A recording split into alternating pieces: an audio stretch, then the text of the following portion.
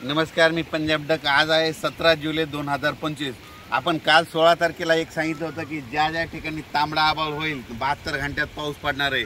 तर पाहू शकता हे आमच्या परभणी जिल्हा, सेलू, पाथरी, मंठा, परतूर, जालना, बीड जिल्ह्यामध्ये खूप पाऊस झाला आणि हे नदीला पूर आला आहे। आणखीन अर्ध्या तासात इथं पाणी वरती येणार आहे, म्हणून हा अंदाज लक्षात घ्यायचा। आणि राज्यातल्या सर्व सांगू इच्छितो काय झालं, बीड जिल्हा झालं, लातूर जिल्हा झालं, नांदेड जिल्हा झालं, धाराशिव झालं, त्याच्यानंतर सोलापूर, जत, सांगली या भागातल्या शेतकऱ्याचे फोन येत होते पाऊस कधी येणार। तर त्यांना मी म्हटलं की तुम्ही काय करा, फक्त 16 पासून ते 21 तारखेच्या दरम्यान आपल्या भागामध्ये लातूर जिल्हा, बीड जिल्हा, परभणी जिल्हा या भागामध्ये पाऊस पडणार आहे, म्हणून हे अंदाज दिला होता। आणि काल तांबडा आभाळ झालं बघा, तुम्ही पाहू शकता हे पूर आला आमच्या कसुरा नदीला, लेंडी नदीला पूर आला आहे, दुधना नदीला देखील पूर आला आहे।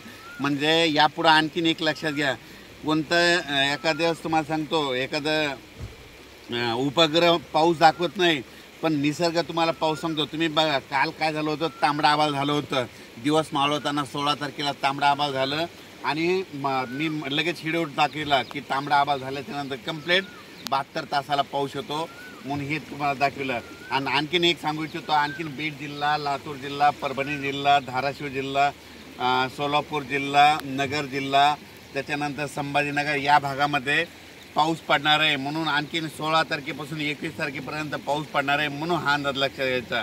त्याच्यानंतर म्हणजे ह्या जिल्ह्यामध्ये सगळ्या शेतकऱ्याचं सोयाबीन सुकत होतं, त्यांच्यासाठी खास करून आनंदाची काल 2-3 व्हिडिओ टाकले आणि परत आज देतोय की राज्यामध्ये बीड जिल्हा, लातूर जिल्हा, धाराशिव, त्याच्यानंतर परभणी, नांदेड, हिंगोली या भागामध्ये चांगला पाऊस बसर असणार आहे आणि सर्व शेतकऱ्याचं पीक चांगलंच येणार आहे, कोणाचं पीक जाणार नाही, म्हणून हा अंदाज लक्षात येतात। अचानक वातावरणात बदल झाला तर लगेच एक मेसेज दिला, पण पाहू शकता की ज्या ज्या ठिकाणी काल 16 तारखेला तांबडा आभाळ झाला ना, त्या ठिकाणी 72 तासामध्ये पाऊस येणार, हे तुम्हाला एक कालच्या उदाहरण तुम्हाला सिद्ध करून दाखवलं आहे।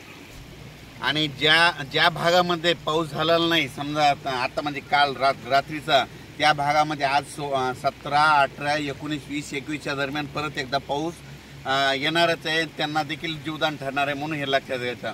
म्हणून म्हणतो भविष्यामध्ये झाडं लावा लागतील, झाडं लावून पृथ्वीचं तापमान कमी करा। जोपर्यंत तुम्ही झाडं लावणार नाही तोपर्यंत निसर्ग असा लहरी राहणार आहे, म्हणून झाडं लावून पृथ्वीचं तापमान कमी करा। आणि आता ज्या भागात पाऊस पडलेला नाही त्यामध्ये लातूर जिल्हा, परभणी जिल्हा, बीड जिल्हा, नगर जिल्हा, धाराशिव, सोलापूर, नांदेड, हिंगोली या भागात ह्या 4 दिवसात पाऊस पडून जाईल आणि सगळ्याला जीवदान भेटेल। धन्यवाद।